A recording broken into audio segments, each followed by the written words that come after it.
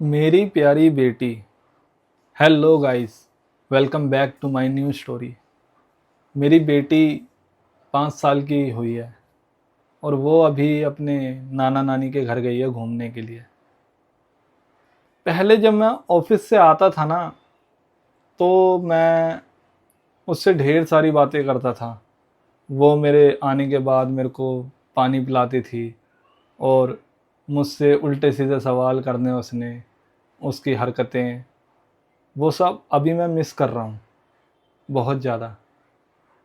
या ये कह लो, मुझे उसकी आदत हो गई है। उसने मेरे को पानी पिलाना, उसके उल्टे सीधे सवाल, पापा मेरे को ये ला के दो, पापा मुझे वो चाहिए। ज़िद्दी है, इकलौती है ना, घर वालों की लाडली है, जिद तो करेगी। उसका वो वर्डिंग बोलना कि पापा क्या हुआ, आप ठीक हो, मतलब अभी आप समझ रहे हो 5 साल की है वो। इस तरीके से बातें करती है मुझसे, जैसे मुझसे बहुत ज़्यादा बड़ी, मैच्योर है। आपके भी घर में ऐसे बच्चे होते होंगे। और मेरी बेटी का धमकी देना, पापा अगर कल को ये चीज़ नहीं लेके आओगे तो मैं आपसे बात नहीं करूँगी। बेसिकली मुझे मेरी बेटी की याद बहुत आ रही है और मैं कहीं ना कहीं उसे मिस भी कर रहा हूँ। ऑफिस से आने के बाद मेरी सारी की सारी थकावट उतर जाती थी उससे बातें करके। अब जब मैं घर वापस आता हूँ ऑफिस से, तो घर बड़ा खाली लगता है,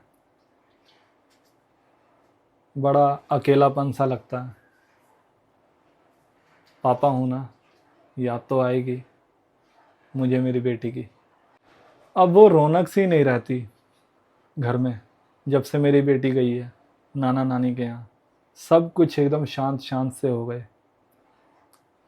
सबसे ज़्यादा लाडली भी है ना वो, सबसे ज़्यादा प्यारी भी है। दादा दादी की प्यारी, मम्मी पापा की प्यारी, चाचा की प्यारी, बुआओं की प्यारी, सबकी जान फंसी है उसके अंदर। अगर उसे कुछ भी छोटी सी भी दिक्कत आ जाती है तो सभी भागे भागे चले जाते हैं, क्या हुआ मेरी गुड़िया को। ऐसी है मेरी लड़की। छोटी छोटी बात पर नाक में दम करना उसका, पापा आपने मेरे लिए ये चीज़ नहीं लेके आए, मैं आपसे नाराज़ हूँ, मैं आपसे गुस्सा हूँ, अब मैं आपसे बात नहीं करूँगी। इस तरीके की बातें करती है मेरी लड़की। धीरे धीरे अब टाइम निकलता जा रहा है, धीरे धीरे वो बड़ी हो रही है। स्कूल पढ़ाना, आगे जाके कॉलेज पढ़ाना, फिर उसकी जिम्मेवारी। मुझे लगता है कि अब मेरे को डबल शिफ्ट काम करना पड़ेगा।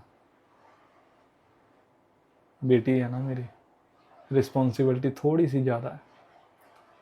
बट मैं अपने आप को, इस चीज़ को बहुत ज़्यादा खुश नसीब मानता हूँ कि मेरे घर बेटी हुई है। क्योंकि ऊपर वाले को भी शायद यही लगता है, बेटी उन्हीं के घर होती है जिनकी औकात होती है उन्हें पालने की। मुझे एक चीज़ ये समझ नहीं आती कि कई जगह अभी भी ऐसा होता है कि बेटी होने पर लोग खुश नहीं होते, शायद उन्हें बेटा चाहिए होता है। पर बेटी होना बहुत बड़ी बात है मेरे लिए। मुझे आज भी याद है जब मेरी लड़की हुई थी, 7 नवंबर, 10:10 पे सुबह के। वो हॉस्पिटल के अंदर ही हमारी पूरी फैमिली कितनी खुश थी। वो पल ऐसा पल था मेरी लाइफ का कि उससे ज़्यादा मैं खुश आज तक पूरी ज़िंदगी में नहीं हुआ कि मेरे घर बेटी आई है। और शायद मैंने भगवान से प्रार्थना भी की थी कि मुझे लड़का नहीं चाहिए, मुझे लड़की ही चाहिए। सोचो, अभी से मेरा ये हाल हो रहा है, मेरी लड़की गई है अपने नाना नानी के घर। कल को जब मेरी बेटी की शादी होगी तब कैसा फील होगा। और मैं ये सोचूं कि जो माँ बाप अपनी बेटियों का कन्यादान करते हैं शादी के टाइम पे, उनका क्या हाल होता होगा। कलेजा फट जाता होगा उनका। तो जब थोड़े दिन के लिए मैं ही नहीं अपनी लड़की से दूर रह पा रहा हूँ, तो उनका क्या हाल होता होगा। कई दहेज के चक्कर में मार दी जाती हैं लड़कियाँ। उनके बाप पे, उनके घर वालों पे क्या बीतती होगी। ये छोटी सी लालच के चक्कर में कि टीवी नहीं आया, फ्रिज नहीं आया, कूलर नहीं आया, एसी नहीं आया,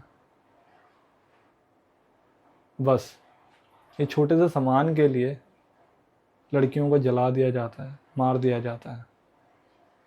उन्हें कैसा लगता होगा सोचो। जैसे मुझे अपनी लड़की की बार बार याद आ रही है, क्या आपको भी अपनी गुड़िया की ऐसे याद आती है जब वो अपने नाना नानी के यहाँ या मामा के यहाँ चली जाती है? प्लीज़ गाइस, आप कमेंट करके बताना। मिलते हैं अपनी अगली स्टोरी में। लाइक शेयर सब्सक्राइब ज़रूर करें।